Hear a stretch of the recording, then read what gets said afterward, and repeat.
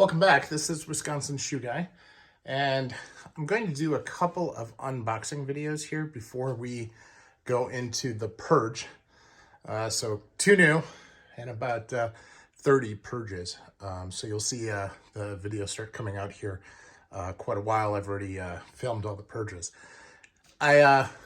This is a very special pair of shoes and part of a new style that I've been working on, which is a hole cut Oxford with a rubber sole and with a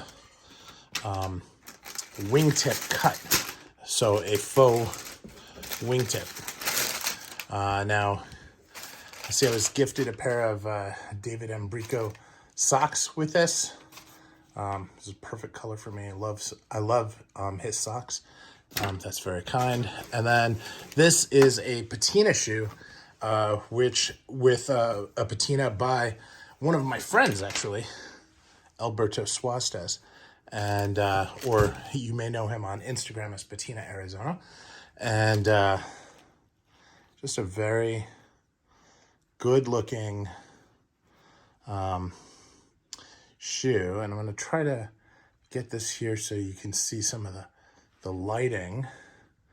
Now he had done this in a little bit gray, and I wanted it to be darker, so which he accommodated.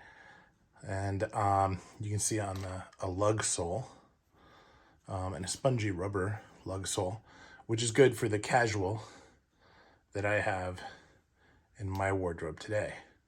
Now, this bothers me. This is something that this brand is known for, which is they don't do a hole cut as a hole cut.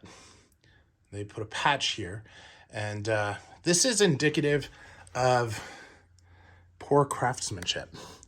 And what do I mean by that? I don't mean to take the mickey out of the shoemaker, but a hole cut Oxford is one of the most difficult shoes to make, and that particular spot is one of the high stress points on the shoe when lasting it.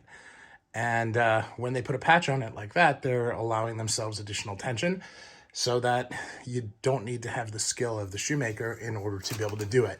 So in my opinion, it's kind of a dodgy move. I think that they try to spin it as being an impressive design, but to me it's not. And it just doesn't necessarily, make me happy with the brand, with the shoe. I do have another pair of hole cuts from them, which didn't really break in very well. So I'm hoping that these, which is several months later in their production cycles, will be better. So fingers crossed, and I'll keep you all in the loop as I try to do. Thanks.